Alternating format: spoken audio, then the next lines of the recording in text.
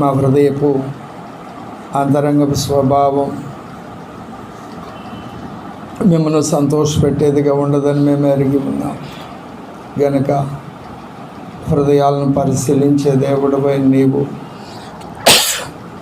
ఆత్మలకు దేవుడిపై నీవు నన్ను పరిశీలించి నన్ను పరిశోధించి తెలుసుకో అని భక్తుడు ప్రార్థన చేసిన విధంగా, అయ్యా నా యందు మీకు ఆయాసకరమైనది ఏమైనా ఉన్నదేమో అని భక్తుడు మీ సన్నిధిలో మనవి చేసుకున్న విధంగా మమ్మల్ని మేము మీకు అప్పగించుకోవడానికి వచ్చి ఉన్నాం. ప్రభువా, మాకు సహాయం చేయండి. గత వారం నుండి ఈ వారం వరకు మా జీవితకాలం అంతట్లో మా హృదయ వైఖరి, మా మనోవైఖరి, మా జీవన వైఖరి మీ సన్నిధిలో పరిశీలించుకోవడానికి వచ్చి ఉన్నాం. ప్రభువా, మాకు సహాయం చేయండి. మా స్వభావము, మా వ్యక్తిత్వము, మా ఆలోచన విధానం పరిస్థితులను బట్టి, వ్యక్తులను బట్టి, శక్తులను బట్టి, ప్రభావాలను బట్టి మారిపోతూ ఉంటుంది. నీవైతే నిరంతరం ఏకరీతిగా ఉండే దేవుడు గనుక వీటన్నిటి విషయంలో మీతో సరిపోల్చుకోవడానికి, సరిదిద్దుకోవడానికి మీ సన్నిధికి వచ్చి ఉన్నాం. ప్రభువా, మాకు సహాయం చేయండి. ఈ ఆత్మచేత నన్ను, ఈ ఆత్మచేత మమ్మల్ని నడిపించాయి. మీకు అంగీకారయోగ్యమైన అయా విధముగా, ఆమోదయోగ్యమైన విధముగా, యోగ్యముగా ఆశీర్వచన పాత్రలో చేయవేయడానికి సహాయం చేయండి. దయగలిగిన హస్తాలుగా అప్పగించుకుంటూ మీకు కనికరం దయచేయండి. మాకు అవసరమైన సకల సంపత్తు దయచేయండి. స్వీకరించి మీ సన్నిధిలో మమ్మల్ని మేము సరి చేసుకోవడానికి, మీతో సమాధాన పడడానికి మీ కనికరం మా మీద కుమ్మరించండి. మీ సహాయం దయచేయమని వేడుకుంటూ అటు కృపను మీరు అనుగ్రహించినందుకు స్తుతులు స్తోత్రములు చెల్లిస్తూ యేసుక్రీస్తు వారి దివ్య నామమున అడిగి వేడుకొని ప్రార్థన చేయుచున్నాం తండ్రి. ఆమేన్.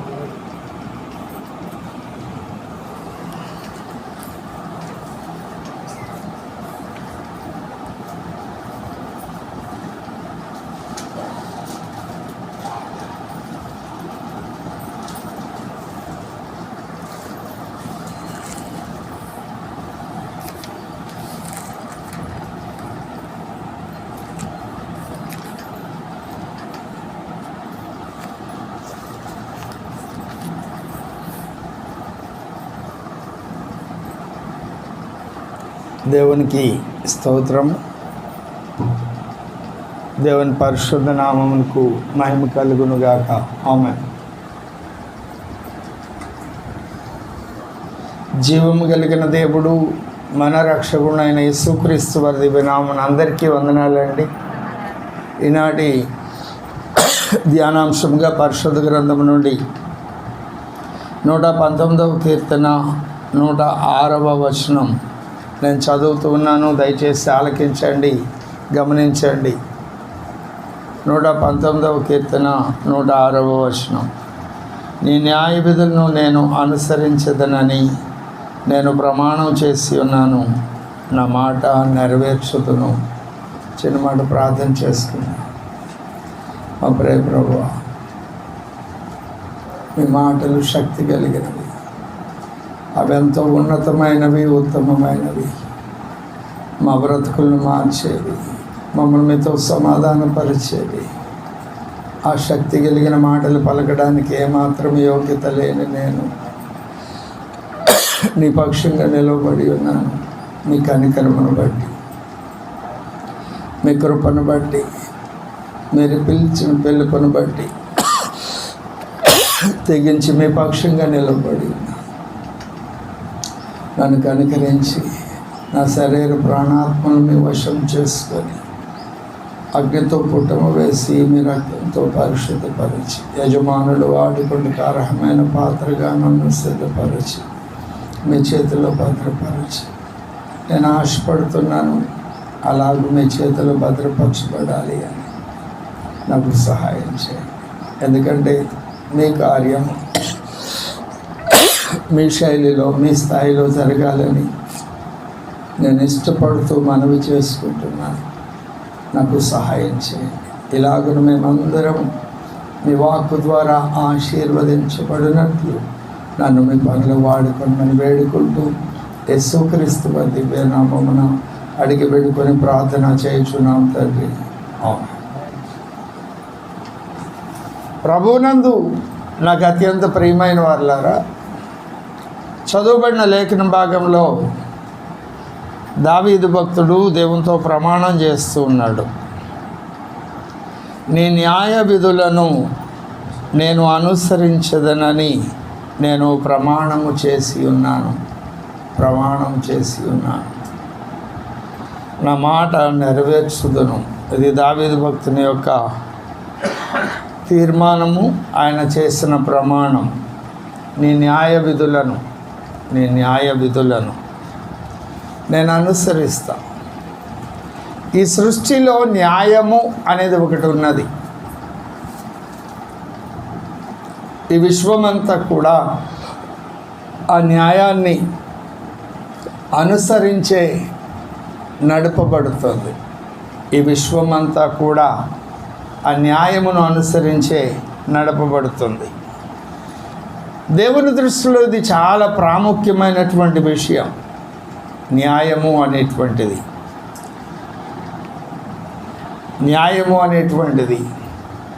చాలా ప్రాముఖ్యమైనటువంటి విషయం. ఆ న్యాయమును బట్టే దేవుడు మనల్ని ప్రేమించాడు గనక సమస్తమును అనుగ్రహించారు గనక ఆయన అధికారం కలిగి అనుగ్రహించిన ఆయనకి అధికారం ఉంటుంది గనక ఆ న్యాయమును బట్టే మనల్ని అందరినీ పరిపాలిస్తున్నారు. ఆయన మాట చేత. హెబ్రీయులకు రాసిన పత్రిక 1వ అధ్యాయం 3వ వచనంలో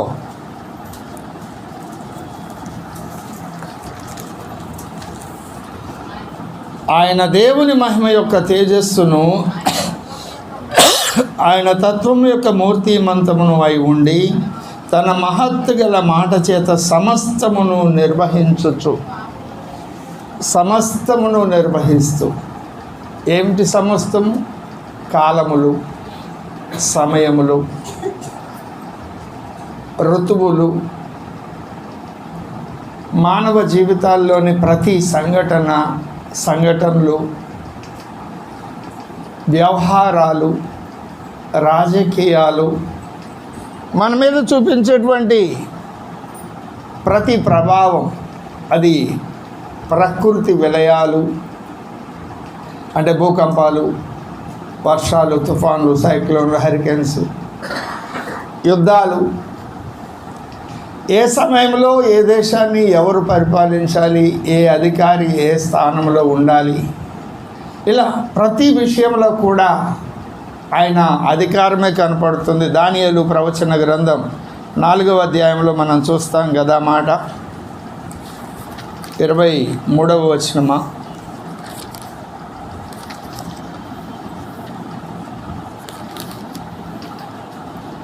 17వ వచనం చూడండి.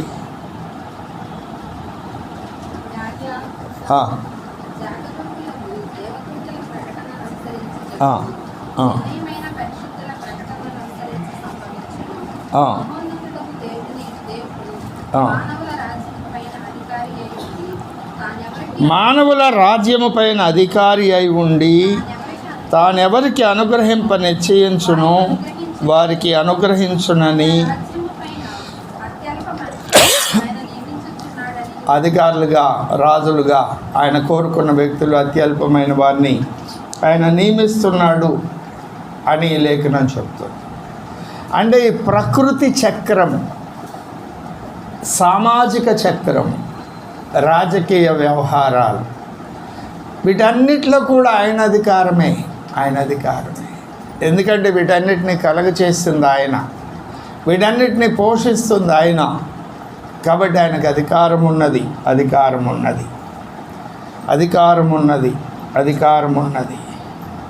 కాబట్టి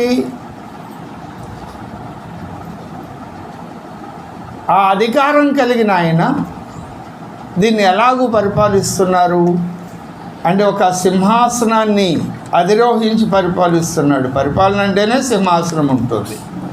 ఆ సింహాసనాన్ని ఆయన ఎలా నిర్మించుకున్నారు? 87వ కీర్తన 89వ కీర్తన 14వ వచనం.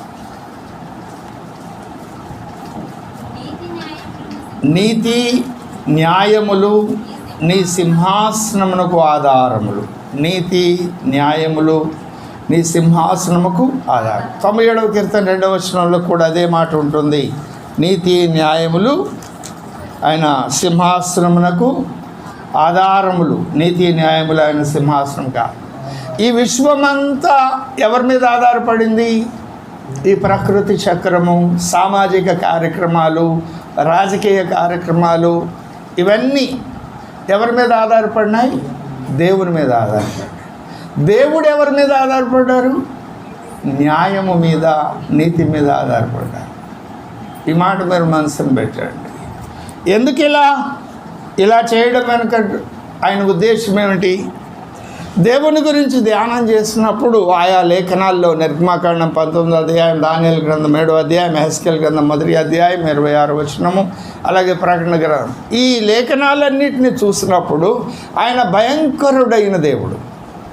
నిర్గమాకాండం 19లో ఆయన సీనాయి పర్వతం మీదకి దిగి వస్తుంటే భూమి కంపించింది, ఉరుములు మెరుపులు వచ్చినాయి, ధూమ మేఘం సాంద్ర మేఘం ఆవరించింది, అంతా కూడా దహించి వేయబడింది. 8 కిలోమీటర్ల పరిధిలో ఉన్నటువంటి ఆ పర్వతం నల్ల రాయిలాగా కొలిమిలో కాల్చి నేను నల్లగా అయిపోయినట్టు కాల్చి చల్లార్చిన తర్వాత అలాగే అయిపోయింది. ఆయన దిగొస్తుంటే ఆ భీకరమైన శబ్దాలకు, గంభీరమైన స్వరానికి ఆ ఇజ్రాయేలీ ప్రజలు భయపడి దూరంగా ఉండి గడగడ వణుకుతూ, అయ్యా ఆయన కాదు నువ్వు మాట్లాడని మోషేని బతులాడుకోవాల్సి వచ్చింది. యెహెజ్కేలు గ్రంథంలో ఆయన చూసినట్లయితే నడుము క్రింది భాగము, నడుము పై భాగము అగ్నిజ్వాలామయమని రాయబడి ఉంది. దానియేలు ప్రవచన గ్రంథంలో ఆయన సింహాసనం అగ్నిమయమై ఉన్నది, అక్కడి నుండి ఒక అగ్ని ప్రవహిస్తుంది అని రాయబడి ఉంది. ప్రకటన గ్రంథం 1వ అధ్యాయం 14 నుండి మనం చూస్తే ఆ రూపం భీకరమైన రూపం, గంభీరమైన రూపం, భయంకరమైనటువంటి అనుభవాన్ని మనకు కలుగజేస్తుంది. తెల్లని ఉన్నిని పోలిన వెంట్రుకలు, తెల్లని శిరస్సు, అగ్నిగోళాలు వంటి కనులు, అపరంజిని పోలిన పాదాలు, బంగారపు దట్టి, నోటి నుండి వాడి అయిన ఖడ్గం, ఆ రూపమే భీకరంగా కనపడుతుంది. ఇలాంటి భీకరమైన దేవుడు, భయంకరుడైన దేవుడు, ఆయనను మనం ఎలా చేరుకోగలం? అయ్యా మీ దగ్గరికి నేను ఎలా రాగలను? ఇంత భీకరమైన స్వరూపం ఉన్నటువంటి మీ దగ్గరికి నేను ఎలా రాగలను? నాకు భయం కలుగుతుంది అని భక్తుడు అడిగితే లేఖనం చెప్తుంది, ఆయన ఆ భీకరత్వాన్ని బట్టి కాదు, సర్వశక్తితత్వాన్ని బట్టి కాదు, సర్వ వ్యాపకతను బట్టి కాదు, సర్వజ్ఞతను బట్టి కాదు, కానీ సర్వజ్ఞుడు, సర్వవ్యాపి, సర్వశక్తిమంతుడైన దేవుడు న్యాయమును బట్టి ఈ విశ్వాన్ని పరిపాలిస్తున్నాడు. దేవునికి స్తోత్రం చెప్దామా? న్యాయమును బట్టి ఆయన పరిపాలిస్తున్నాడు. న్యాయమును బట్టి ఆయన పరిపాలిస్తున్నాడు గనుక, న్యాయమును బట్టి ఆయన పరిపాలిస్తున్నాడు గనుక మనం కూడా న్యాయమును అనుసరించి ఆయన దగ్గరికి వెళ్ళగలుగుతాం. ఆయన భీకరుడు అయిన దేవుడైనా, భయంకరుడైన దేవుడైనా మనం ఆయన రూపాన్ని చూసి ఆయన దగ్గరకు వెళ్ళలేకపోయినా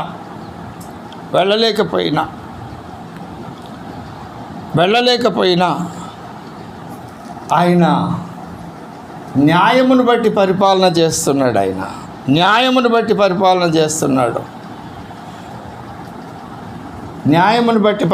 చేస్తున్నాడు. చూడండి, కాబట్టి దావీదు భక్తుడు ప్రమాణం చేస్తున్నాడు ఏమని? నేను న్యాయమును బట్టి, అవునా? అనేక వచనాలు ఉన్నాయి, 1-2 వచనాలు నేను మీకు చూపిస్తాను. న్యాయమును బట్టి ఆయన పరిపాలన చేస్తున్నాడు. 99వ కీర్తన 99వ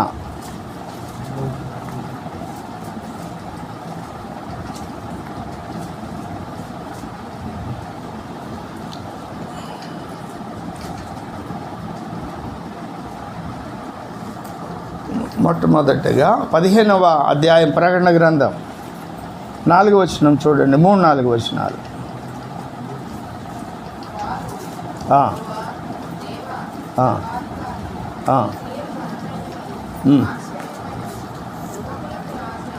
యుగములకు రాజా, నీ మార్గములు న్యాయములు సత్యములు అయి ఉన్నవి. ప్రభువా, నీకు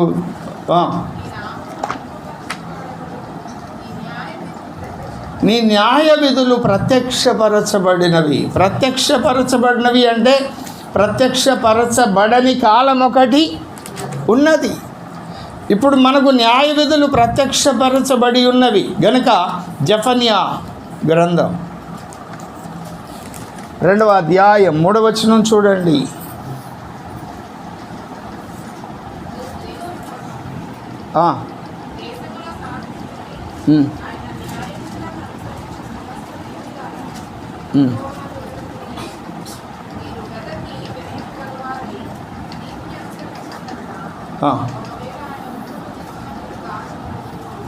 కదా, సాత్వికులై ఆయన న్యాయ విధులను అనుసరించు సమస్త దీనులారా యెహోవాను వెతుకుడు. దేని కొరకు? మీరు వెతికి వినయము గలవారై నీతిని అనుసరించిన ఎడల ఒకవేళ ఆయన ఉగ్రత దినమున మీరు దాచబడుదురు. 3వ అధ్యాయము 5వ వచనం.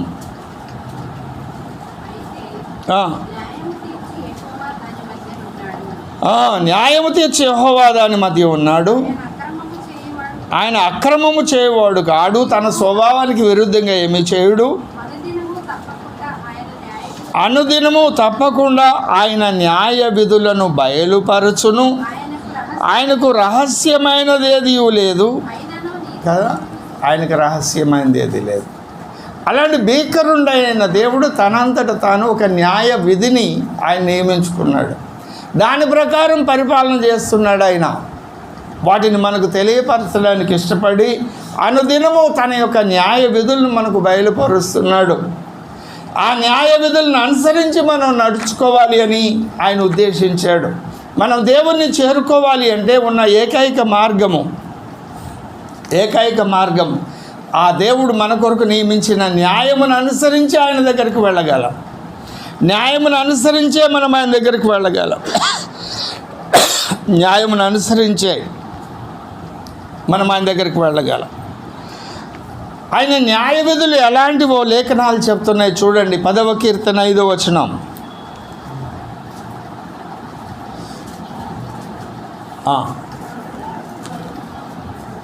బిగ్గరగా వినపడ్డాగా.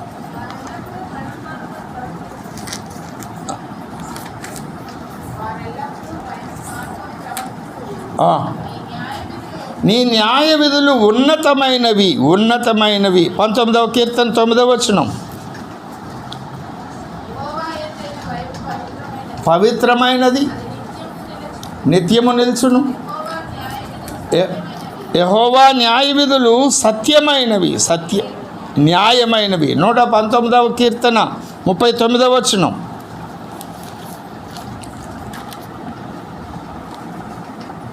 నీ న్యాయ విధులు ఉత్తమములు. 137వ వచనం. అనేక లేఖనాలు. యెహోవా నీవు నీతిమంతుడువు, నీ న్యాయ విధులు యథార్థమైనవి. 160వ వచనం. నీవు నియమించిన న్యాయ విధులను నీవు నిత్యము, దేవుడు నిత్యుడు, ఆయన నియమించిన న్యాయ విధులు కూడా నిత్యము ఉంటాయి. అవి ఉత్తమమైనవి, ఉన్నతమైనవి, సత్యమైనవి, న్యాయమైనవి. వీటిని దావీదు భక్తుడు గుర్తుపట్టాడు. కాబట్టి నీ న్యాయమును అనుసరించి నేను నడుచుకుంటాను అని ఆయన ప్రమాణం చేశారు. మనమందరం కూడా బాప్తిస్మం తీసుకున్నప్పుడు ప్రమాణం చేశామా లేదా? నీ న్యాయ విధులను అనుసరించి, అవునా, నేను బ్రతుకుతాను, నీ ఆజ్ఞలకు విరోధంగా నేనేమీ చేయను, నీ చిత్తానికి విరోధంగా నేనేమీ చేయను కదా. అయితే ఈ న్యాయ విధులు అంత సులువుగా అర్థమయ్యేవి కావు. దేవుడు బయలుపరిస్తేనే అవి బయలుపరచబడతాయి. ఒక్కొక్క వ్యక్తి పట్ల దేవుడు తీర్పు తీర్చే విధానం ఒకేలాంటి పరిస్థితులు ఉన్నా దేవుడు తీర్పు తీర్చే విధానం అది భిన్నంగా ఉంటుంది. అందుకే కీర్తనకారుడు అంటాడు 36వ కీర్తన 6వ వచనంలో,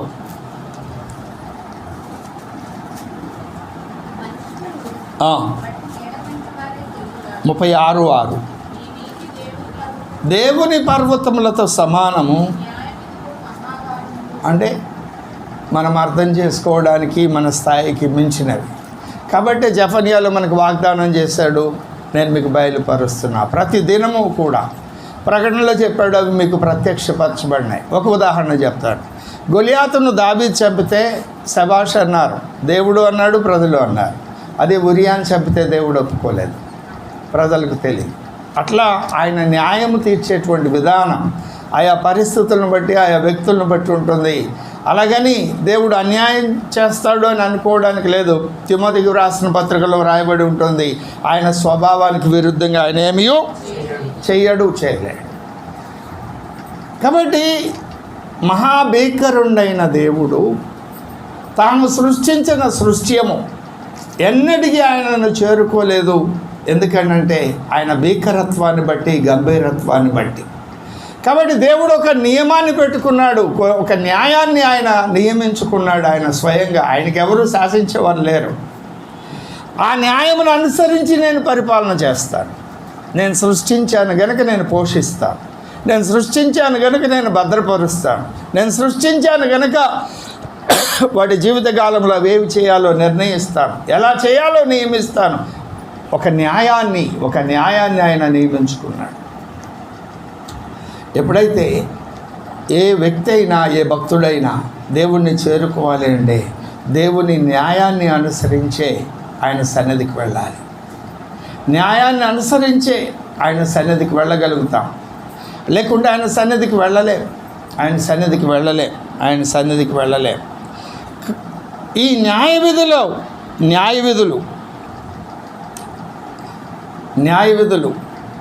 వాటిని అనుసరించినప్పుడే మనం ఆయన సన్నిధికి వెళ్ళగలుగుతాం, ఆయనతో మాట్లాడగలుగుతాం. అందుకొరకు ఆయన ప్రార్థన చేస్తున్నాడు. భక్తుడు చూడండి 119వ కీర్తన 20వ వచనం,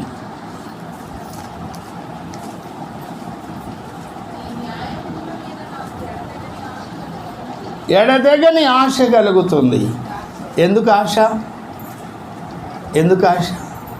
ఒక న్యాయాన్ని ఆయన ప్రకటించారు అంటే అక్కడ కొన్ని హక్కులు కూడా ఉంటాయి. నువ్వు చెప్పావు కదా ఇలా చేయమని, నేను ఇలా చేస్తున్నా, నన్ను ఎందుకు శిక్షిస్తున్నావు? రోడ్డుకి ఎడమ వైపు నడువు కదా ఆయన చెప్పినటువంటి విషయం. ఒక భార్య భర్తకు లోబడు ఆయన చెప్పిన విషయం. ఒక భర్త నీ భార్యను ప్రేమించు ఆయన చెప్పిన విషయం. అది న్యాయము. ఎందుకు న్యాయము? అనేక కారణాలు ఆయన చెప్తున్నాడు. తల్లిదండ్రులుగా మీ బిడ్డలను ప్రభు యొక్క శిక్షలో, బోధలో పెంచు, అది న్యాయము. పిల్లలుగా తల్లిదండ్రులను సన్మానించండి, అది న్యాయము. బిడ్డల కోపం రేపవద్దు, అది న్యాయము. అలాగే యజమానుడి దగ్గర ఎలా ఉండాలి, దాసుడి దగ్గర ఎలా ఉండాలి, ఆ న్యాయాన్ని ఆయన ప్రకటించినప్పుడు ఆయా వ్యక్తులకు కొన్ని హక్కులు కూడా సంభవిస్తాయి, హక్కులు కూడా సంక్రమిస్తాయి. ఇప్పుడు భారతదేశ చట్ట ప్రకారం ప్రాథమిక హక్కులు ఉన్నాయి. ఏమిటి ప్రాథమిక హక్కులు? అందరూ సమానత్వం ఉండాలి, అందరూ స్వతంత్రతను కలిగి ఉండాలి, భావ ప్రకటన స్వేచ్ఛను కలిగి ఉండాలి, మత విశ్వాసాల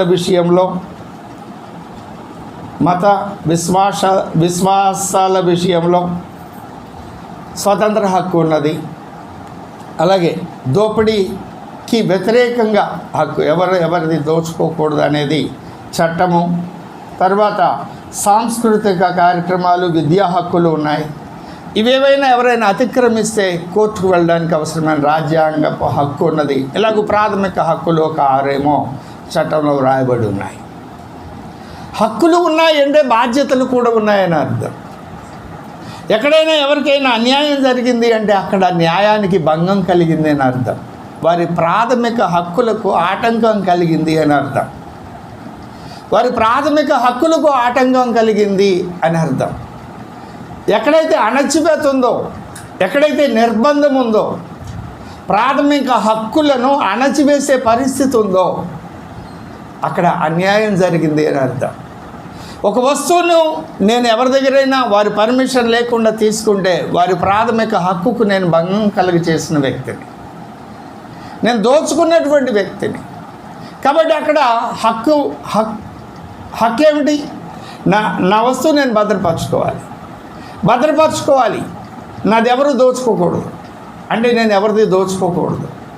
హక్కు ఉన్నది, హక్కు వెనుక ఆజ్ఞ కూడా ఉన్నది కదా. నీ పొరుగు వారిని ఆశించవద్దు, దొంగతనం చేయవద్దు.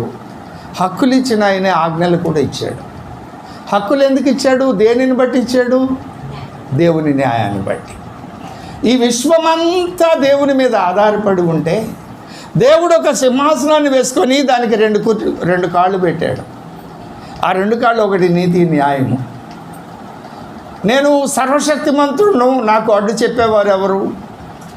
నా ఇష్టం నేను ఇలాగే చేస్తాను, నన్ను ఆటంకపరిచేవారు ఎవరు అని దేవుడు గనక అంటే, అలా ప్రవర్తిస్తే ఈ వ్యవస్థ అంతా కుప్పకూలిపోతుంది. ఈ సృష్టి విశ్వమంతా నశించిపోతుంది, నాశనం అయిపోతుంది. కానీ దేవుడు అలా ఎన్నటికీ చేయబోడు. ఆయన స్వభావానికి విరుద్ధంగా ఆయన ఏమీ చేయడు. కాబట్టి ఒక న్యాయాన్ని ఆయన నియమించి ఆ న్యాయాన్ని, న్యాయ విధులను మానవులకి ఇచ్చాడు ధర్మశాస్త్ర రూపంలో. ఈ లేఖనాల రూపంలో న్యాయ విధులు మనకిచ్చి వాటిని బయలుపరిచాడు, వాటిని వెతకమన్నాడు, వాటిని తెలుసుకోమన్నాడు. ప్రతిదినము నేను నీకు తెలియజేస్తానన్నాడు. ఎప్పుడైతే దేవుడు ఒక విశ్వాసి అయిన వ్యక్తి దేవుణ్ణి చేరుకోవాలి అంటే, దేవుణ్ణి చేరుకోవడానికి కీలకమైన విషయం ఆ న్యాయమును అనుసరించడమే. ఎప్పుడైతే ఆ న్యాయమును మనం అనుసరించామో మనకి కొన్ని ప్రాథమిక హక్కులు దొరుకుతాయి. ఆ ప్రాథమిక హక్కులను మనం స్వతంత్రించుకోవాలంటే కొన్ని ఆజ్ఞలు ఉన్నాయి, వాటిని నెరవేర్చినప్పుడే హక్కులు. నేను దోపిడీ చేస్తే ఎదుటివాడిని దోచుకోవద్దంటే, నేను అన్యాయం చేస్తే ఎదుటివాడిని అన్యాయం చేయవద్దంటే అది న్యాయం కాదు. ఇక్కడ అన్యాయమే, అక్కడ అన్యాయమే. దానికి విరుద్ధంగా దేవుడు పని చేస్తున్నాడు. మళ్ళీ చెప్తాను ఈ స్టేట్మెంట్, కీలకమైన మాట. ఈ విశ్వమంతా ఎవరి మీద ఆధారపడి ఉంది? దేవుడు ఎవరి మీద ఆధారపడ్డారు? నీతి న్యాయముల మీద.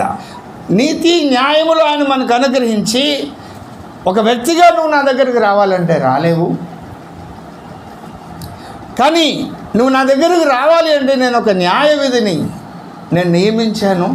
ఆ న్యాయమును అనుసరించి నువ్వు నా దగ్గరకు రాగలవు.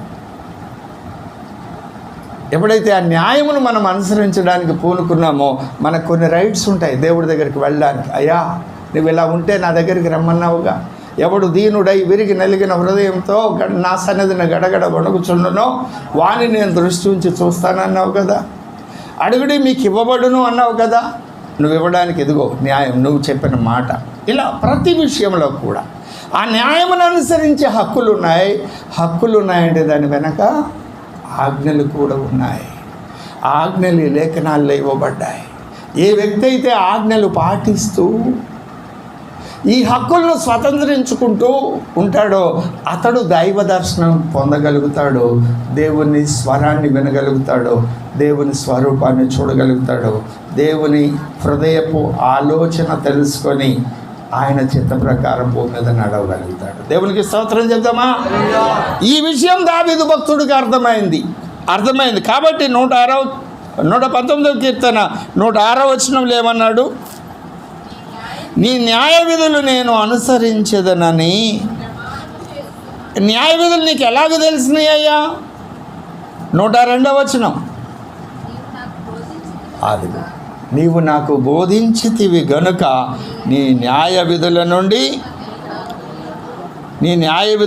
నేను అది దేవుని చేత బోధించబడ్డాడు గనుక న్యాయ విధుల నుండి నేను తొలగకై ఉన్నాను.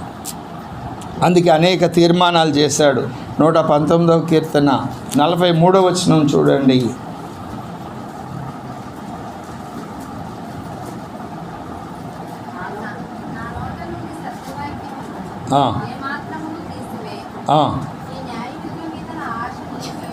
అదిగో నీ న్యాయ విధుల మీద నేను ఆశను నిలిపి ఉన్నాను. ఇదిగో ఈ విషయంలో దేవుడు ఎలాగూ న్యాయం తీరుస్తాడో, ఒక భార్యగా, ఒక భర్తగా, తల్లిదండ్రులుగా, పిల్లలుగా, నా భార్యగా, నా భర్తగా అని చులకనగా నువ్వు చూస్తే, నా పిల్లలేగా, వాళ్ళు చిన్నోళ్ళు అని అన్యాయపు తీర్పులు తీరిస్తే దేవుడు ఊరుకోడు. తల్లిదండ్రులను లక్ష్య పెట్టకుండా మా అంతటి మేము బ్రతకగలం, మాకు ఆ సామర్థ్యం ఉంది, వాళ్ళ ఉండి ఖర్చు దండగా ఆటంకంగా ఉన్నారు, ఏం చేద్దామన్నా వద్దంటారు, ఇలాంటి కారణాలు చెప్పి తల్లిదండ్రులను గౌరవించకపోతే అది దేవునికి విరోధమైన కార్యం, దేవునికి విరోధమైన కార్యం. కాబట్టి ఈ అన్ని విషయాలను గురించిన ఆజ్ఞలు లేఖనాలు ఇవ్వబడ్డాయి. అవి దావీదు భక్తునికి అర్థమైనాయి గనక ఆయన చూడండి 164వ వచనం.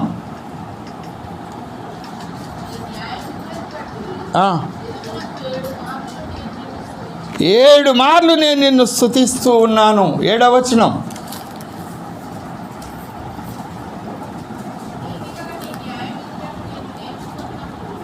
నీతి కలిగిన నీ న్యాయ విధులను నేను నేర్చుకొనున్నప్పుడు కదా. దినానికి 7 మార్లు ఎందుకు స్తుతించగలుగుతున్నాడు భక్తుడు? దేవుని యొక్క న్యాయ విధులు ఆయనకు అర్థమైనాయి కాబట్టి దినమునికి 7 మార్లు అంటే అక్షరార్థంగా 7 సమయాలు ఎన్నిక చేసుకొని అని కాదు, సంపూర్ణంగా ఆయన దేవుణ్ణి స్తుతించగలుగుతున్నాడు. అయ్యా, ఈ విషయంలో ఈ వ్యక్తితో ఎలా ప్రవర్తిస్తే అది నీకు ప్రీతికరమో, నీ న్యాయమును నువ్వు నాకు బయలుపరిచావయ్యా, నీకు విరోధంగా మాట్లాడకుండా, విరోధంగా ప్రవర్తించకుండా నీ న్యాయమును నాకు బయలుపరిచావు. నీతిగల నీ న్యాయ విధులను నేను నేర్చుకొనున్నప్పుడు, ఇక్కడ ఇంకొక కొత్త పదం, నీతి కలిగిన న్యాయ విధులు, నీతి కలిగిన న్యాయ విధులు, నీతి కలిగిన న్యాయ విధులు. ఆలోచన చేయండి. 62వ వచనం చూడండి.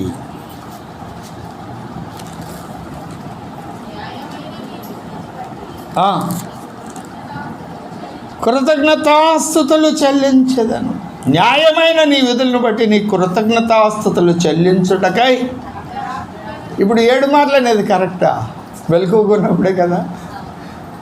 ఇది నిత్యము అని, నిత్యము దేవుణ్ణి స్తుతిస్తుంది. ఎందుకు? ఆయన నీతి కలిగిన న్యాయ విధులు బయలుపరచబడ్డాయి గనుక, నీతి కలిగిన న్యాయ విధులు బయలుపరచబడ్డాయి గనుక. ఇలాగూ అనేక వచనాలు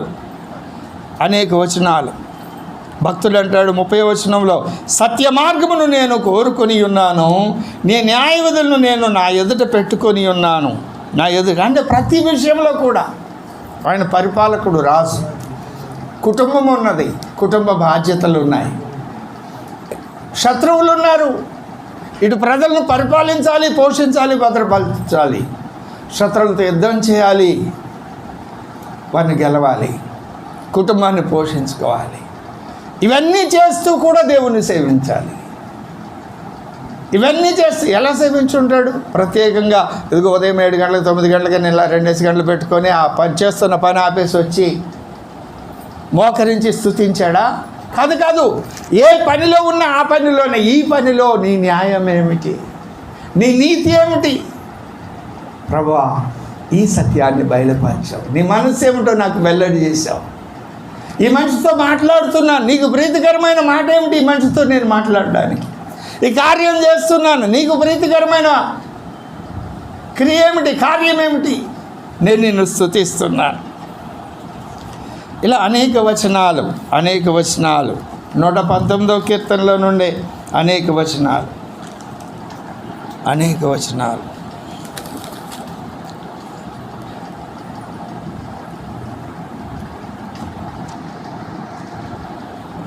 నూట 20వ వచనం 19 కూడా చదవండి. 119 భూమి మీదనున్న భక్తిహీనులందరినీ నువ్వు మస్తు వలె లయపరుచుదువు. ఎందుకు భక్తిహీనుల్ని ఎందుకు లయపరుస్తున్నాడు? ఈ పేజీ ఇలాగే పట్టుకొని 10వ కీర్తన 5వ వచనానికి రండి.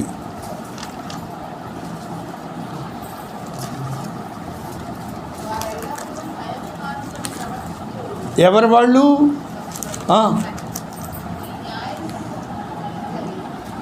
నాలుగవ వచనం, ఎవరు వాళ్ళు? దుష్టులు పొగరెక్కి యెహోవా విచారణ చేయుడు అనుకొందరు. దేవుడు లేడని వారెల్లప్పుడూ యోచించుకొందరు. వారెల్లప్పుడూ భయము మానుకొని ప్రవర్తించరు. నీ న్యాయ విధులు ఉన్నతమైనవై వారి దృష్టికి అందకుండాను. న్యాయం ఏమిటో తెలియదు వాళ్ళకు, వాళ్ళ కళ్ళు మూయబడ్డాయి. కాబట్టి వాళ్ళు దేవుని న్యాయం ఏమిటో తెలియని కారణాన వారు దేవునికి విరోధంగా ప్రవర్తిస్తున్నారు, లయమైపోతున్నారు. మళ్ళా 119:119లో, కావున నీ శాసనములు నాకు ఇష్టం, ఎందుకంటే నేను బ్రతకాలి, నీ కొరకు బ్రతకాలి, నీతో బ్రతకాలి, నీ వద్దనే బ్రతకాలి, భక్తనాశ. కాబట్టి నీ భయము వలన నా శరీరము వణుకుచున్నది. ఎందుకు భయం? ఎందుకు? నీ న్యాయాన్ని అనుసరించి నేను నడవనేమో, తప్పిపోతానేమో. నీ భయము వలన నా శరీరము వణుకుచున్నది, నీ న్యాయ విధులకు నేను భయపడుచున్నాను. ఈ ప్రకారం నేను చేయకపోతే నా ప్రభు మనసును నేను గాయపరుస్తానేమో కదా. 164వ వచనం చూడండి, మరలా చివరికి చెప్తున్నాడు, నీ న్యాయ విధులను బట్టి దినమునకు 7 మార్లు నేను నిన్ను స్తుతిస్తున్నాను. అందుకొరకు ఆయన ఎంతగానో ప్రార్థన చేశారు. 20వ వచనం బైబిల్ అంతట్లో ఉన్నాయి. నేను ఒక కీర్తనలో 119వ కీర్తనలోనే చూపిస్తున్నాను. ఆశ కలిగి ఉన్నది, దాని చేత నా ప్రాణము అంటే అర్థమేమిటి? అవి తెలుసుకోలేకపోతే ప్రాణం సోలిపోతుంది, ప్రాణం అలసిపోతుంది, ప్రాణం ఉండవలసిన స్థితిలో ఉండడం లేదు, అలసిపోయి సోలిపోయి చేయాల్సిన పనులు చేయడం వల్ల. అయ్యో, ఈ విషయంలో దేవుడుంటే ఎలా ప్రవర్తిస్తాడు, దేవుడుంటే ఎలా మాట్లాడతాడు, దేవుడుంటే ఎలా చేస్తాడు? ఆ అనుభవం కొరకు భక్తుని యొక్క ప్రాణం తప్పిస్తుంది. అందుకే 108వ కీర్తన 119వ కీర్తన 108వ వచనం ఏమిటి? నోటి స్వేచ్ఛార్పణలు, నోటితో అర్పించే స్వేచ్ఛార్పణలు ఏమిటి? ఇప్పుడు భౌతికమైన స్వేచ్ఛార్పణలు ఏమిటి? ఒక దైవ కార్యం జరుగుతుందని ప్రకటిస్తాము. ప్రకటించినప్పుడు ఇవ్వగలిగిన వారు, ఇవ్వడానికి అవకాశం ఉన్నవారు ఇష్టపూర్వకంగా తీసుకొచ్చి సమర్పించేది స్వేచ్ఛార్పణ. దశంభాగములు వేరు, కృతజ్ఞతార్పణలు వేరు, స్వేచ్ఛార్పణలు వేరు, అవి వేరు.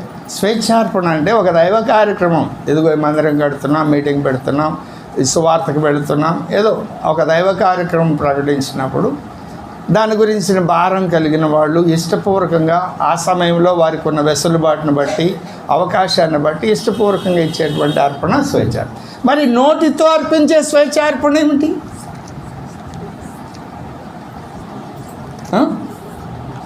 చెప్పండి. నా నోటి స్వేచ్ఛార్పణ. ఈ సమయంలో నేను బ్రతుకున్నా, ఎంతో మంది చనిపోయారు, నన్ను సజీవంగా ఉంచాడు, స్వస్థత బుద్ధిని కలగజేశాడు, చక్కటి ఆరోగ్యం ఇచ్చాడు, నా కుటుంబాన్ని నెమ్మదిగా ఉంచాడు, సమాధానంతో ఉంచాడు. ఇలాగూ ప్రతి విషయాన్ని బట్టి ఆయనేం అడగడు, ఇష్టపూర్వకంగా నువ్వు కృతజ్ఞతాస్తుతులు చెల్లించడమే.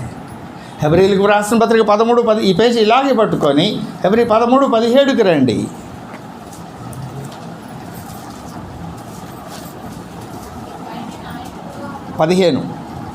కాబట్టి ఆయన ద్వారా మనము దేవునికి ఎల్లప్పుడూ యాగము చేయుదము, అనగా ఆయన నామమును ఒప్పుకొనుచు జిహ్వాఫలము అర్పించుదము. జిహ్వాఫలం అంటే నోటితో అర్పించేటువంటి ఏమిటది? దేవుణ్ణి స్తుతించడం. దేనిని బట్టి? అక్కడ ఉన్నదే చెప్పండారా? ఆయన నామం. ఏమిటి ఆయన నామం? ఆయన భీకరుడైన దేవుడైనా ఆయన న్యాయమును తప్పి ప్రవర్తించడు గనుక ఈరోజు కూడా నేను బ్రతుకున్నా. దేవునికి విరోధమైన విషయాలు, ఎన్నో విషయాలు నా బ్రతుకులో ఉన్నా ఆయన సహనం చూపించే దేవుడు గనుక, దీర్ఘశాంతం నా పట్ల కనపరుస్తున్నాడు గనుక ఇకనైనా నా తట్టు తిరుగుతాడేమో, ఇంకనైనా నా ఆజ్ఞలు పాటిస్తాడేమో అని ఆయన కనికరం చూపుతున్నాడు గనుక నేను బ్రతుకున్నాను. ఇలా వందల కారణాలు మనం సజీవంగా, సమాధానంగా, ఆరోగ్యంగా ఉండడానికి. వాటిని బట్టి, ఆయన నామమును బట్టి, మన యథార్థత, మన నమ్మకత్వం బట్టి కాదు ఆయన మనల్ని కాపాడుతుంది. మన పరిశుద్ధతను బట్టి కాదు. మన పరిశుద్ధత ఆయన ముందు నిలవగలదా? మన యథార్థత ఆయన ముందు నిలబడి సాక్ష్యం పలకగలదా? నేను ఈ విషయంలో ఇలా ఖచ్చితంగా ఉన్నానని. పౌలు భక్తుడు లాంటి వాడు, నా యందు నాకు ఏ దోషం కనపడలేదు, కానీ నాకు తీర్పు తెచ్చేవాడు నువ్వు అన్నాడు. దావీదు భక్తుడు అన్ని పాపాలు ఒప్పుకొని, నా యందు నీకు ఆయాసకరమైన మార్గం ఏదైనా ఉంటే చెప్పయ్యా, నేను ఒప్పుకుంటా అన్నాడు. నేనేం నిలబడగలను? కాబట్టి ఏ హేతువు లేకుండా నేను ప్రేమించి, రక్షించి, అమూల్యమైన రక్తంతో నన్ను కొని తను సొత్తుగా చేసుకొని ప్రతిరోజు మనతో మాట్లాడుతున్నాడు. ప్రతిరోజు మనతో మాట్లాడుతున్నాడు. ప్రతి ఆదివారం మాట్లాడుతున్నాడు. నువ్వు వాక్యం చదివిన ప్రతిసారి ఆయన నీతో మాట్లాడుతున్నాడు. కాబట్టి అయ్యా, నా మంచితనాన్ని బట్టి, నా యథార్థతను బట్టి, నా పరిశుద్ధతను బట్టి కాదు, నీ కృపను బట్టి నన్ను కనికరించావు, సజీవంగా ఉంచావు, స్వస్థత బుద్ధినిచ్చావు, యథార్థంగా ఉండడానికి కృపనిచ్చావు. ఏదైనా మంచితనం ఉందంటే, ఏదైనా నమ్మకత్వం నాలో కొంచెం ఉందంటే అది నీ దయ తప్ప ఇంకేమీ లేదయ్యా. నోటితో ఇష్టపూర్వకంగా అర్పించే స్వేచ్ఛార్పణ. ఎంతమంది చెల్లిస్తున్నారు స్వేచ్ఛార్పణ? నేను ఎంత కష్టపడ్డాను, నీ మూలంగా నీ నష్టం వచ్చిందంటే నేను గ్రేట్, నువ్వు వేస్ట్. కానీ నువ్వు వేస్ట్, ఆయన వేస్ట్ అయినా నువ్వు గ్రేట్ అయినా ఎవరి వలన జరిగింది? నువ్వేదో మంచి పని చేయగలిగావు, వాస్తవమే అది. ఆ మంచి ఎలా చేయగలిగావు? అది మానేసి నేను అంటున్నావంటే ఆయన పక్కన పెట్టేస్తావు. అర్పణ దేవునికి ప్రీతికరం కాదు. ఆయన కృప వలన చేయగలిగా, ఆయన చిత్తం వలన చేయగలిగా. చేయలేకపోయినాడు. ఎందుకు చేయలేకపోయాడు? ఆ కృపను పోగొట్టుకున్నాడో లేకపోతే వ్యర్థం చేసుకున్నాడో. వాని గురించి మనం చింతపడాలి, వాని గురించి దుఃఖపడాలి, వాని గురించి విజ్ఞాపన చేయడానికి నాకు అవకాశం ఇచ్చేవయ్యా అని దేవుణ్ణి స్తుతించాలి. ఇవన్నీ స్వేచ్ఛార్పణలు. మళ్ళీ వెనక్కి రండి. 108. యెహోవా, నా నోటి స్వేచ్ఛార్పణలను అంగీకరించుము, నీ న్యాయ విధులు. అంటే న్యాయ విధులు బోధించబడాలి అంటే నువ్వేం చేయాలి? నీ స్థితిని నువ్వు ఒప్పుకోవాలి. నువ్వున్న పరిస్థితుల్లో, నీ మీద ఉన్న ప్రభావం చూపిస్తున్న పరిస్థితుల్లో, నువ్వు ఎలాంటి పరిస్థితుల్లో దేవునితో ఉన్నావో, ఎదుటివారిని తృణీకరిస్తూ, అవమానిస్తూ, తక్కువ చేస్తూ, నిన్ను నువ్వు హెచ్చించుకుంటూ కాదు, నిన్ను నువ్వు తగ్గించుకుంటూ నీ పొరుగు వారిని ప్రేమిస్తూ ఆయనకి స్వేచ్ఛార్పణలు అర్పిస్తూ ఉన్నప్పుడు అప్పుడు నువ్వు న్యాయాన్ని గుర్తుపట్టగలుగుతావు. ఆ వ్యక్తి పాపం చేశాడు, నువ్వు చేయలేదు అనుకుందాం. ఎందుకు చేయలేదు నువ్వు? ఆ వ్యక్తి చెడ్డ మాటలు పలికాడు, నువ్వు పలిగా. ఆ వ్యక్తి దోచుకున్నాడు, నువ్వు దోచుకోలే. ఎందుకని నువ్వు అలా ఉండగలిగావు? ఆ కృప నీకు ఉంది కాబట్టి, ఆ మంచితనం నీ మీద కనపరచబడింది కాబట్టి నువ్వు కొంచెం నీతిమంతుడిగా ఉండగలిగావు. అది లేకపోతే ఎంత భ్రష్టులమైపోతామో, ఎంత దుర్మార్గంగా ప్రవర్తిస్తామో. అలా ఉంచలా. కొంచెం మంచితనం, వాక్యం చదువుకోవడానికి, ప్రార్థన చేసుకోవడానికి, పరిశుద్ధుల సహవాసాన్ని కలిగి ఉండడానికి, అభిషక్తుల ద్వారా బోధించబడడానికి, పరిశుద్ధాత్మను పొందుకోవడానికి, కృపావరాలను స్వతంత్రించుకోవడానికి, దేవుని పని చేయడానికి, పరిచర్య చేయడానికి, ప్రకటించడానికి, దేవుని నామం పేరిట ఇతర వ్యక్తులను బలపరచడానికి, ధైర్యపరచడానికి, పురుగొల్పడానికి కదా. అపవాది ఎంత ఘోరంగా పనిచేస్తే, ఎంత క్రూరంగా పనిచేస్తున్నాడు. విద్యావంతులైన డాక్టర్లను ప్రలోభాలకు గురి చేసి మానవులను చంపడానికి విషం తయారు చేస్తున్నారు. మానవ బాంబులుగా ఉన్నత విద్యావంతులైన డాక్టర్లు మారిపోతున్నారు. ఈ 15-20 రోజుల్లో మనం చూస్తున్న వార్త. అలాంటి పరిస్థితుల్లో మనం నెమ్మది సమాధానం కలిగి ఉండాలని, మనతో ఉన్న వారు నెమ్మది సమాధానం కలిగి ఉండాలనే ఆలోచన మనకు ఎలాగొచ్చింది? ఆ మైండ్ సెట్ మనకు ఎలాగొచ్చింది? ఆయన కృప. నువ్వు స్తుతించడానికి ఎన్ని కారణాలు. ఇలాగూ ఆయన కార్యాన్ని గుర్తుపట్టి నువ్వు స్తుతించగలిగితే ఆయన న్యాయ విధులు నీకు బోధించబడతాయి. భక్తుడు ప్రార్థన చేశాడు, అయ్యా, ఒక భార్యగా నా భర్తకి నేను లోబడలేకపోతున్నా, ఆయన మనస్సానికి ప్రవర్తించలేకపోతున్నా, లేదు ఒక భర్తగా నా భార్యను నేను ప్రేమించలేకపోతున్నా, మనసులో ఎక్కడో ఆయాసం ఉంది, అలసట ఉంది, ఆమె చేసే పనులు బట్టి నాకు చిరాకు వస్తుంది, నెమ్మది లేదు, పైకి నవ్వుతూ ఉన్నాను ప్లాస్టిక్ బొమ్మ ముఖం పెట్టుకొని, కానీ నా హృదయంలో సంతోషం లేదు ఆమెను బట్టి. హృదయపూర్వకంగా ప్రేమించే శక్తి నాకు ఇవ్వయ్యా. ఆ కృప మీద లేదు కాబట్టే నన్ను ఇబ్బంది పెట్టే విధంగా నువ్వు ఉంచావు. ఇలాంటి పరిస్థితులు దేవుడు ఎందుకు అనుమతిస్తాడు? ఐగుప్తులోండి బయటకు వచ్చినటువంటి ఇజ్రాయేలీల విషయంలో దేవుడు ఏం చేశాడు? ద్వితీయోపదేశకాండం 7వ అధ్యాయము. అరణ్యంలోకి వచ్చిన తర్వాత ఆయన ఏం చేశారు చూడండి.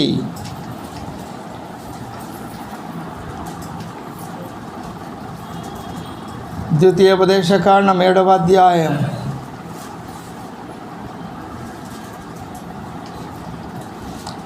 20వ వచనం 17 చదవండి.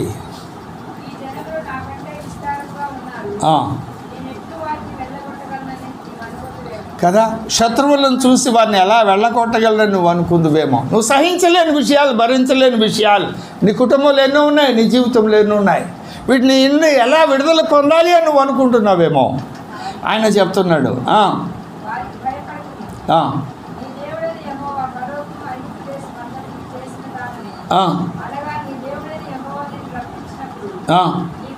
నీ కళ్ళలో చూచిన గొప్ప శోధనలను, సూచక్రియలను, మహత్కార్యములను, బాహుబలమును, చాచిన చేతిని బాగా జ్ఞాపకం చేసుకో.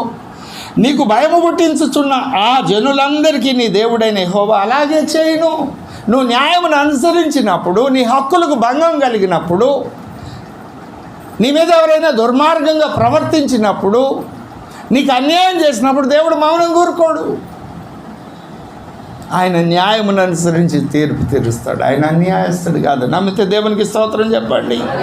22 నీ దేవుడైన యెహోవా నీ ఎదుట క్రమముగా ఈ జనమును, ఎవరో దుష్టులైన వ్యక్తులను క్రమంగా ఒక్కసారే తొలగించాడు. నీ సమస్యలు, శోధనలు, పోరాటాలు, అవమానాలు, నిందలు, తృణీకారాలు ఒక్కసారే తొలగించబడవు. ఎందుకనంటే అడవి మృగములు విస్తరించి నీకు బాధకములుగా ఉండవచ్చును కనుక వారిని ఒక్కమారే నీవు నాశనము చేయ తగదు.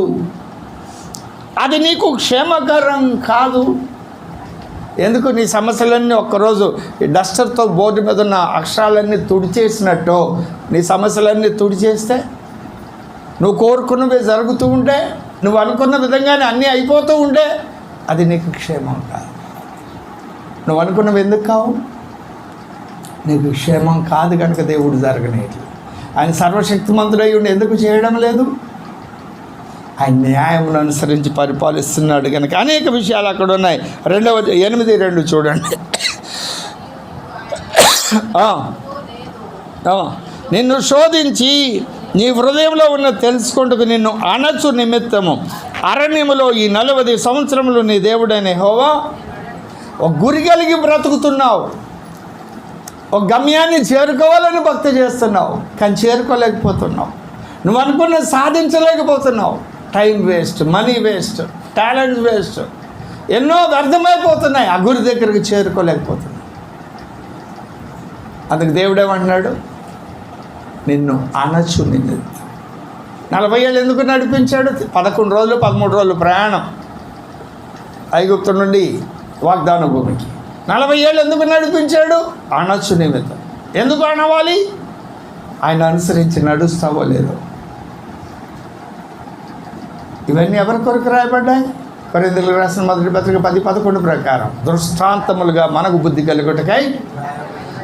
3వ వచనం, ఆహారం వల్లనే గాక యెహోవా సెలవిచ్చిన ప్రతి మాట వలన నరులు బ్రతుకుతారని నీకు తెలియజేయుటకు ఆయన నిన్ను అణచి ఆకలి కలుగచేసి నీవే కానీ నీవెరిగిన పితరులే కానీ అన్ని ఎరగని మన్నాతో.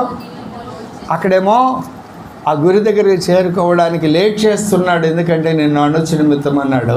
ఇక్కడ నీకు ఆకలి కలుగ చేస్తున్నాడు, ఎందుకంటే నువ్వు ఎరగని మహా అద్భుత కార్యాలతో నిన్ను నడిపించడానికి. దేవునికి స్తోత్రం చేద్దామా? నీకు ఆకలి కలుగుతుంది. ఏమని? నేను, నా భర్త, నేను, నా పిల్లలు దేవుణ్ణి ఆరాధించాలి. నీకు ఆకలి కలుగుతుంది. నేను ఆత్మచేత నింపబడాలి, వరాల చేత అలంకరించబడాలి, దేవుని చిత్తం నెరవేర్చాలి, అందరి ప్రయోజనం కొరకు నేను వాడబడాలి, సంఘ క్షమాభివృద్ధిలో నా పాత్ర నేను ఉండాలి. ఈ ఆసక్తి, మందిరముల గురించి ఆసక్తి ఎందుకు కలిగింది? నీ ద్వారా దేవుడు గొప్ప మహత్కార్యాలు చేయడానికి ఆసక్తిని కలగజేశాడు గనుక అది నీకు కలిగింది. కాబట్టే నువ్వు ప్రత్యేకించుకొని కొద్ది సమయమైన ఆయన సన్నిధిలో ప్రభువా నాకు ఈ వరం కావాలి, ఈ అభిషేకం కావాలి, ఈ ఆత్మ నింపుదల కావాలి, ఈ నడిపింపు కావాలి, నేను నీ చిత్తం నెరవేర్చగలగాలి. ఏడవగలుగుతున్నావు. ఆ మాట వలనే నువ్వు బ్రతుకుతున్నావు. ఇలా కొన్ని పదుల అంశాలు మనకు కనపడతాయి. నేను మీకు పరిచయం చేస్తున్న అంశం ఏమిటి?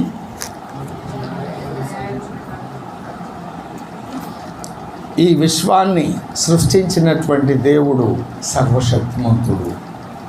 ఆయన భీకరుడైన దేవుడు. ఏ సృష్టిము కూడా ఆయనను సమీపింపలేదు, ఆయనను గ్రహించను లేదు. అలాంటి భీకరుడైన దేవుడు తాను సృష్టించిన సృష్టిములోని మానవునికి చేస్తున్న వాగ్దానం ఏమిటి అంటే, నువ్వు నన్ను చేరుకోవాలి అంటే నేను ఒక న్యాయాన్ని స్థాపించాను. ఆ నీతిని, న్యాయాన్ని సింహాసనముగా వేసుకొని నేను ఈ విశ్వాన్ని పరిపాలిస్తున్నాను, నిన్ను పరిపాలిస్తున్నాను. యెషయా గ్రంథం 33:22లో ఆయన మనకు శాసనకర్త, ఆయన మనకు రాజు అని రాయబడి ఉంటుంది. కాబట్టి న్యాయాన్ని విధించాడు. నేను ఏ న్యాయాన్ని విధించానో ఆ న్యాయ విధులు నీకు ప్రత్యక్షపరిచాను, ఆ న్యాయ విధులు నీకు ఇచ్చాను.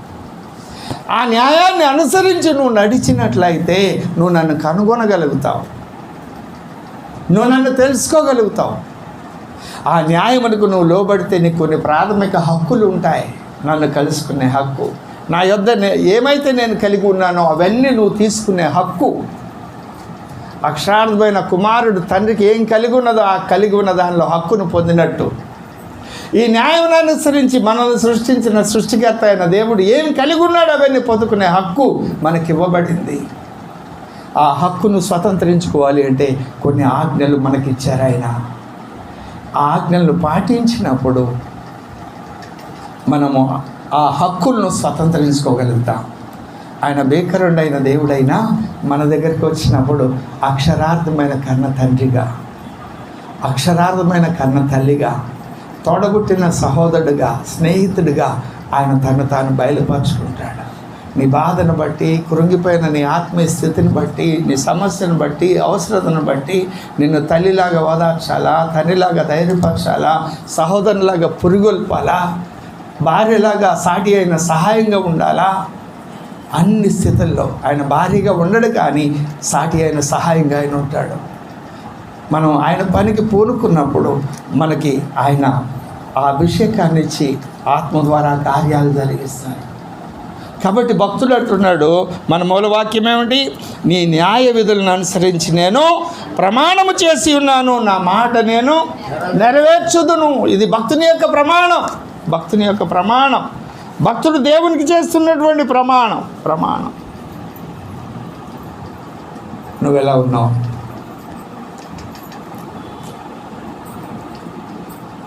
న్యాయాన్ని అనుసరించి ఆయన మనకు అనేక విషయాలు బయలుపరుస్తున్నాడు.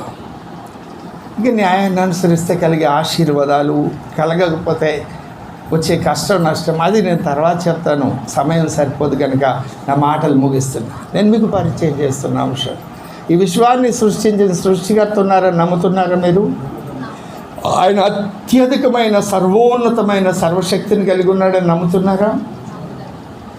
ఒక 7 అడుగులు నాజానుభావుడు కండలు తిరిగి బేకర్ రూపంతో ఈ బజార్లో వస్తుంటే ఆయనకి ఎదురెళ్ళాలన్నా భయపడతాం కదా. అందులో కళ్ళు నిప్పు కళ్ళలాగా ఉండి, ఎర్రగా ఉండి, చేతులు ఏదైనా గన్నులాంటి తీసుకొని వస్తుంటే ఇంకా దరిదాపులకు కూడా వెళ్ళాం. ఒక మట్టి మనిషిని చూస్తేనే మనం భయపడతాం. ఈయన అగ్నిమయమైన ఈ దేవుణ్ణి మనం ఎలా చూడగలం? ఎలా ఆయన దగ్గరికి వెళ్ళగలం? ఏ సృష్టిమో ఆయన దగ్గరికి వెళ్ళలేదు. అందుకే దురవగాహనమైన తేజస్సులో అమరత్వం కలిగి ఆయన మాత్రమే వసించుచు ఉన్న దేవుడు అని ఆయన గురించి చెప్పబడింది. కానీ ఆయన చేసిన సృష్టియాన్ని హత్తుకోవాలని, కౌగిలించుకోవాలని, ముద్దు పెట్టుకోవాలని, చంకనెత్తుకోవాలి అని ఆయనకి ఆ కోరిక ఉన్నది.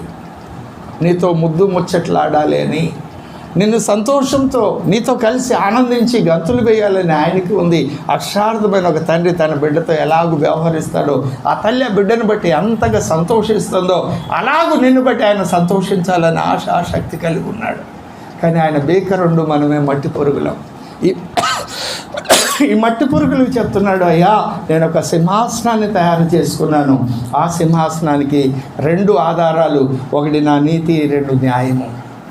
నువ్వు న్యాయమును అనుసరించి నా దగ్గరికి రాగలవు, నాతో మాట్లాడగలవు. తుదకు నేనేం కలిగి ఉన్నానో అవన్నీ నువ్వు పొందుకోగలవు. ఆ న్యాయాన్ని అనుసరించి ఆయన దగ్గరికి వెళ్ళాలి అంటే, ఆ న్యాయాన్ని స్వతంత్రించుకోవడానికి, ఆ నీతిని స్వతంత్రించుకోవడానికి ఎవరైతే ఆయనతో నిబంధన చేసుకున్నారో వారికి ఆ న్యాయమును అనుసరించే భాగ్యం దొరుకుతుంది. వారికి కొన్ని హక్కులు దొరుకుతాయి. పరలోకమందున్న నా తండ్రి అని మొదలుపెట్టి ఆయన సారూప్యంలోనికి మార్చబడే శ్రేష్టమైన ఉన్నతమైన గురి యొద్దకు ఆ అనుభవంలోనికి నడిపించబడేటువంటి హక్కు. అడుగుడి నీకు ఇవ్వబడును అన్నావు, నేను అడుగుతున్నా నువ్వు నాకు ఎందుకు ఇవ్వని అడిగే హక్కు నువ్వు ఇచ్చావు కదా. దీని యొక్క ఫలితం ఏమిటి? నేను ఎలా గెలుచుకోవాలి నా కుటుంబాన్ని? నా కుటుంబంలో నుండి నన్ను ఒక్క వ్యక్తిని నువ్వు రక్షించుకున్నావు. ఆధ్యాత్మిక అధికారాన్ని నాకు ఇచ్చావు. నన్ను నేను ఎలా కట్టుకోవాలి? నీ ఎదుటికి వచ్చినప్పుడు సిగ్గుతో నేను తల వంచుకోవాలా? ఈ భూమి మీద ఉండగానే నన్ను నేను కట్టుకుంటూ నా కుటుంబాన్ని కట్టుకొని నీ దగ్గరకు వచ్చి బలా నమ్మకమైన అనే సాక్ష్యాన్ని నీ యొద్ద పొందాలా? నాకైతే పొందాలని ఉంది. నువ్వెందుకు నన్ను ఏం చేయమంటావో చెప్పు. హక్కు ఉంది. అప్పుడు ఆజ్ఞలు ఉన్నాయి. అమ్మలారా మీ పిల్లల కొరకే అడగండి. ఏడుస్తున్నావా? భార్యలారా భర్తలకు లోబడండి. లోబడుతున్నావా? భర్తలారా ప్రేమించండి. ప్రేమిస్తున్నావా? పిల్లలారా తల్లిదండ్రులకు లోబడి ఉండండి, మీరు దీర్ఘాయుష్మంతులు అవుతారు. లోబడుతున్నావా? యజమానులారా మీకు ఒక యజమానుడు ఉన్నాడని ఎరిగి ముష్కరులైన అధికారులకు లోబడి మీరు పని చేయండి. లోబడుతున్నావా? దాసులారా సర్వశక్తిమంతుడైన ఆయన దాసుడికి వచ్చి పరిచారం చేశాడు కాబట్టి ఆయన ఎలాగూ పరిచారం చేశారు అలాగూ మీరు నమ్మకంగా పరిచారం చేయండి. మీకు అప్పగింపబడిన పని అది. ఈ యజమానికి కాదు, ఆ యజమానికి భయపడి పని చేయండి. చేస్తున్నావా? వీటన్నిటి సారాంశం ఒక మాటలో చెప్తాను. నువ్వు చెప్తావు, ఒక భార్యగా నేను భర్తకి లోబడ్డానని, ఒక భర్తగా నా భార్యను ప్రేమించానని, తల్లిదండ్రులుగా నా బిడ్డలకు ప్రభు యొక్క శిక్ష బోధలో పెంచానని, అలాగే పిల్లలు ఎవరి వెర్షన్ వాళ్ళు చెప్తారు. కానీ ఇక్కడ ఇంకొక కీలకమైన మాట ఏమిటి అంటే, నువ్వు ఏ వైఖరితో ఈ కార్యాలు చేస్తున్నావు? ఆయన ఆజ్ఞాపించాడు కనుక ఆయన ఆజ్ఞను నెరవేర్చడానికి చేస్తున్నావా? లేకపోతే ఆయనే ఉంటే ఎలా చేస్తారో అలాగున ఇష్టపూర్వకంగా ఆయన సంతోషపడేలాగా చేస్తున్నావా? నీ వైఖరిని చూస్తాడు. నువ్వు ప్రేమించావా లేదా, నువ్వు ద్వేషించావా లేదా అనేది ఆయన అడిగినప్పుడు దాని వెనుకున్న నీ హృదయ వైఖరిని చూస్తాడు ఆయన. ఎలాంటి వైఖరితో, అమ్మో వీళ్ళ దగ్గర మాటకి లోబడకపోతే వీళ్ళు నాకు అది ఇవ్వరు కాబట్టి నేను లోబడుతున్నా, ఇది చేయరు కాబట్టి నేను లోబడుతున్నా, వారు కొడతారు కాబట్టి, లేకపోతే దేవుడు శిక్షిస్తాడు కాబట్టి నేను క్రమంగా మందిరానికి వస్తున్నా అని అలా వస్తున్నావా? ఆగ్రహ భయము చేత వస్తున్నావా? లేకుంటే అనుగ్రహ అనురాగం చేత ఆయన సన్నిధికి వస్తున్నావు? అది చూస్తాడు. నీ హృదయాన్ని చూస్తాడు. నువ్వు ఇష్టపూర్వకంగా ఆయనకు లోబడే వ్యక్తివైతే నువ్వు సమయాన్ని పాటిస్తావు కదా. ఆజ్ఞలు నెరవేర్చడానికి ఆశ కలిగి ఆ ఆజ్ఞలను న్యాయ విధులను కనలేదుటి పెట్టుకుంటావు కదా. దినమునకు 7 మార్లు ఆయన ఇచ్చిన న్యాయమును బట్టి స్తుతిస్తావు కదా. మధ్యరాత్రి వేళ మేల్కుండి స్తుతించానన్నాడు. హృదయ ధ్యానం అంతరంగంలో కూడా పడక మీద ఉన్నప్పుడు, ప్రభువా నువ్వు నాకు అనుగ్రహించబడ్డావయ్యా, నశించిపోయి నన్ను కనికరించి విమోచించి రక్షించి నీ పరిశుద్ధతను నాకు ఇచ్చి నీతో సహవాసానికి నన్ను పిలిచావయ్యా. నీ హృదయం నేను స్తుతించదా? నీ హృదయం నీలో నుండి దేవుడిని స్తుతించదా? నీ హృదయ ధ్యానం ఆయన్ని సంతోషపెట్టే విధంగా ఉండదా? నా హృదయ ధ్యానం ఆయనకు అంగీకారం మగునుగా కన్నాడు. నా నోటి మాటలు ఆయనకు అంగీకారం మగునుగా కన్నాడు. భక్తులు పరిశీలన చేయి. నువ్వు క్రమంగా ఆదివారం వస్తున్నావు, మంచిదే. క్రమంగా ఇంట్లో బైబిల్ చదువుతున్నావు, మంచిదే. ప్రార్థన చేస్తున్నావు, మంచిదే. పాజిటివ్గా నేను మాట్లాడుతున్నా. అది చేయని వాళ్ళు తిరుగుబాటు చేస్తున్నవారు, లోబడుతున్నవారు, న్యాయాన్ని ధిక్కరిస్తున్నవారు, న్యాయం మీద తిరుగుబాటు చేస్తున్నవారు, దేవుడు మాకొద్దు అనుకునేవారు, వారు అసహ్యమైన కార్యాల్లోకి వెళ్ళిపోతారు. దేవునికి ఇష్టం లేని తిరుగుబాటు చేయడం ద్వారా వారు అసహ్యమైన కార్యాలు, వారు తమకు తాము నష్టం తెచ్చుకుంటారు. సృష్టికర్తకి ఎదురెళ్ళి ఎవడైనా క్షేమంగా ఉండగలరా అండి? అందుకే నేను వాళ్ళ గురించి మాట్లాడడంలా, నువ్వు పాజిటివ్గానే ఉన్నప్పుడు ఏ వైఖరితో ప్రభువుని ఆరాధిస్తున్నావు, ఈ మేలు కలగాలని, ఈ క్షేమం కలగాలని, ఇది చేస్తే ఈ లాభం వస్తుందని ఆయన ఆరాధిస్తున్నావా? లేకుంటే చేయకపోతే ఈ నష్టం వస్తుంది, కీడు వస్తుంది, ప్రమాదం వస్తుందని భయంతో ఆరాధిస్తున్నావా? లేకపోతే మేలు కలిగిన కీడు కలిగిన? ఆయన ఏమన్నాడు? క్రూర జంతువులు వస్తాయి, నిన్ను క్రూర జంతువు వచ్చి నేమి ఆశీర్వదించెల్లుద్దా? నష్టం కలగజేయడానికే వస్తుంది. దుష్టుడున్నాడు, ఎఫెసులో క్రూర మృగాలతో నేను పోరాడాను అన్నాడు భక్తుడు. దేవుని సంఘంలోనే పౌలు భక్తుడు ఉన్నారు, ప్రమాదాలు ఉన్నాయి. అలాంటప్పుడు దేవుణ్ణి ఎలా ఎదుర్కొంటున్నావు? నీ హృదయ వైఖరి ఆయన చూస్తాడు. ఇష్టపూర్వకంగా దేవుణ్ణి ఆరాధించే వ్యక్తిగా ఉన్నవా? కష్టమైన, నష్టమైన, ఓటమైన, అవమానమైన, నిందైన, తృణీకారమైన, ప్రభు అసలు నన్ను సజీవంగా ఉంచడమే ఈరోజు నువ్వు నాకు ఇచ్చిన ఆశీర్వాదం. నిన్ను జ్ఞాపకం చేసుకునేటట్టు చేయడమే గొప్ప ధన్యత. నిన్ను స్తుతించే భాగ్యము నువ్వు నాకు ఇవ్వడమే నాకు ఇచ్చిన గొప్ప ఆశీర్వాదం అయ్యా. ఎందుకంటే శ్రమ ఉండని, నువ్వు చూసుకుంటావు, శోధన ఉండని, కష్టమా ఉండని, నేను బతికున్నానంతే చాలు, మృతులు నిన్ను స్తుతించను కదా అనే వైఖరితో దేవుణ్ణి ఆరాధించే వ్యక్తిగా ఉన్నవా? అది చూస్తాడు క్రీస్తు న్యాయపీఠం ఎదుట. ఆ వైఖరిని బట్టి తీర్పు తీరుస్తాడు. అందుకని నువ్వు నరహత్య చేసావు, వేరే వాడిని తీసుకున్నావు, ఇవి కాదు, అవి చేయడు క్రైస్తవుడు. యథార్థవంతుడైన క్రైస్తవుడు అది చేయడు. దాని నుండి దేవుడు మనల్ని విడిపించాడు. ఇందుని బట్టి దేవునికి స్తోత్రం చేద్దామా? కానీ ఇప్పుడైతే మన వైఖరిని చూస్తాడు, హృదయ వైఖరిని చూస్తాడు. ఏ వైఖరితో నువ్వు ఆయన చేరుకున్నావు పరిశీలించుకుందామా? ప్రభు దగ్గరికి వెళదాం, ప్రార్థన చేసుకుందాం. ప్రభువా సహాయం చేయమని అడుగుదాం. అయ్యా, నీ న్యాయ విధులను బట్టి నేను సంతోషిస్తున్నా, నా కన్నులు ఎదుట ఉంచుకున్నా, ఆశ కలిగి ఉన్నా, నా ప్రాణం క్షీణిస్తుంది. అయ్యా, దినమునికి 7 మార్లు స్తుతిస్తున్నాను. నేను ప్రమాణం చేశాను, నీ న్యాయ విధులను అనుసరిస్తానని, నేను దాన్ని నెరవేరుస్తాను. ఇది భక్తుని యొక్క సాక్ష్యం. నీ సాక్ష్యం ఏంటి సహోదరుడా? నువ్వు ప్రమాణం చేసావు కదా బాప్తిస్మం తీసుకున్నప్పుడు, మోకరించి ప్రార్థన చేసిన ప్రతిసారి అయ్యా నువ్వు గొప్పవాడివని ఒప్పుకుంటున్నావు కదా, నువ్వు సర్వశక్తిమంతుడివని ఒప్పుకుంటున్నావు కదా. లోబడవా? ఆయనకు విధేయత చూపించవా? ప్రతిదినం బైబిల్ చదివే విషయంలో, ప్రార్థనా జీవితం విషయంలో, నీ కుటుంబంలోని తోటి వ్యక్తులతో నువ్వు వ్యవహరించే విషయంలో, నీ స్నేహితులతో, నీ పనిచేసే స్థలంలో ఉన్నటువంటి కొలీగ్స్, సబార్డినేట్స్ విషయంలో, ప్రయాణం చేస్తున్న మార్గంలో తోటి ప్రయాణికుల విషయంలో, నీ సహకారి, నీ బిడ్డలు, నీ తల్లిదండ్రులు, నీ తోడబుట్టిన వారు, ప్రతి విషయంలో ఆయన లెక్క అడుగుతాడు. ఆయన ఆజ్ఞ ఇచ్చాడు అంటే దాని అర్థం నేను లెక్క అడుగుతాను అని. పరిశీలించుకుందాం. ప్రభు మనకి మరలా ఒక తరుణం ఇచ్చాడు.